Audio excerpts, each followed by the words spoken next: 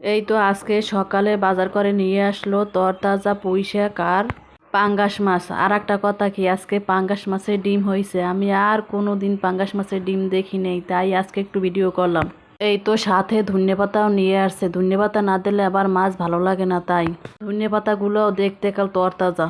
তো আমি এখন শাকগুলো সব কেটে নিব। শাকগুলো কাটা শেষ, এদিকে এই তো মাছ কাটতে চলে আসলাম। আজকে আমি বহই পাতা দিয়ে মাছ ঘষে নিব। এদিকে আমি মেয়েকে পড়াতে বসলাম, তোবার বাবাকে বললাম একটু ঘষে দাও। এই তো সে ঘষতে লাগলো। দেখেন কি রকমের ঘষতে আছে। সে আবার জিজ্ঞেস করলো ঘষতে ঘষতে কি একাল সাদা বানাই হেলাই তুই? আমি বললাম যে হ্যাঁ, সাদা বানাই ফেলো। এই তো আমার মাছ ঘষা শেষ, এখন মাছ কেটে নিব। মাছ কাটাও শেষ। দেখেন মাছের ভিতরে কত বড় ডিম হয়েছে। আমি তো এই প্রথম দেখলাম যে পাঙ্গাস মাছেও ডিম হয়। আমি জানি যে অন্য অন্য মাছে ডিম হয়, পাঙ্গাস মাছে যে ডিম হয় তা জানতাম না, কিন্তু আজকে তো নিজের চোখে দেখলাম যে পাঙ্গাস মাছেও ডিম হয়। আমার মেয়ে তো দেখে সেই খুশি যে আজকে সে পাঙ্গাস মাছের ডিম দিয়ে ভাত খাবে।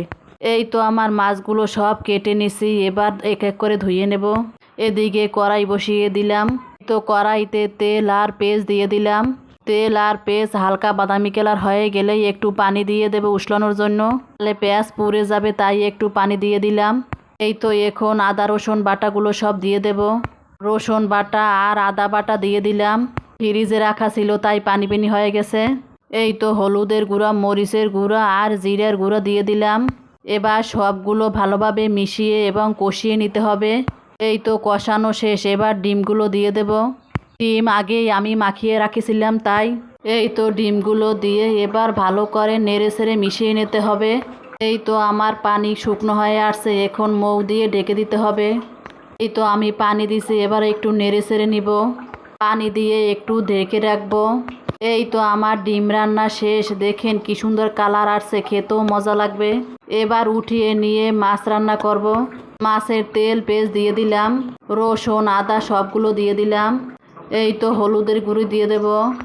আমাদের হলুদের গুঁড়িতে অনেক কালার, তাই অল্প দিলেই হয়ে যায়।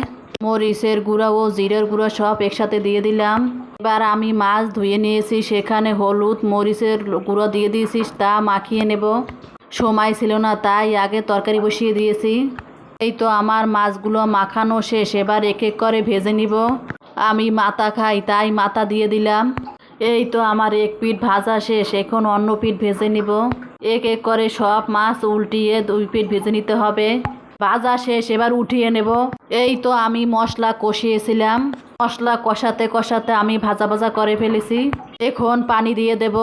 এতে ভালো ফুটলেই ভেজে রাখা মাছগুলো এক এক করে ঢেলে দিব। এই তো আমার সবগুলো মাছ দিয়ে দিলাম। এবার একটু ঢেকে দিব। সারা দিন বৃষ্টি হয়েছে আর বিজলি চমকাইছে, এই জন্য মেয়েকে স্কুলে দিনেই আজকে বাসায় রেখেছি, তাই আজকে তুবার পছন্দের পাঙ্গাস মাছ নিয়ে আসলো, সেটাই রান্না করলাম। আর এই যে পাঙ্গাস মাছের ডিম হয়েছে তা ওর বাবাও জানতো না। সে বলে তো আমি তো বুঝিই নাই যে পাঙ্গাস মাছের ডিম হবে। এই তো আমি শাক রান্না করার জন্য পেঁয়াজ তেল সব কিছু একসাথে দিয়ে দিলাম। আজকে কাঁচামরিচ দিয়ে শাক রান্না করব। আজকের ভিডিও এই পর্যন্তই। আল্লাহ হাফেজ।